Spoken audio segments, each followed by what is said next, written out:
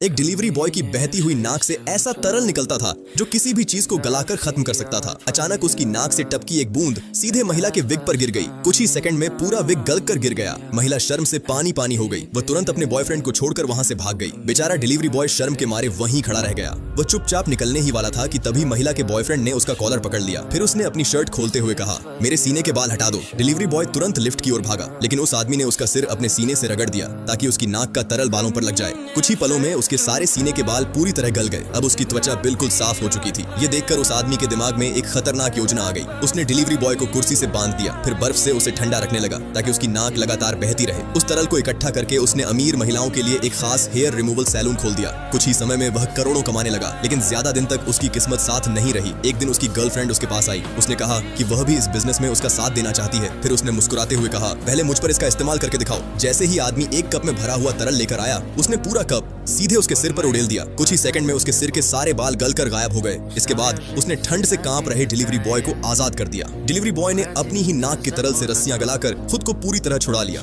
जाते जाते वह उस आदमी के सारे पैसे भी ले गया। उसने सोचा, दूसरों का फायदा उठाकर कमाया गया पैसा आखिरकार इंसान को उसकी सजा जरूर देता है।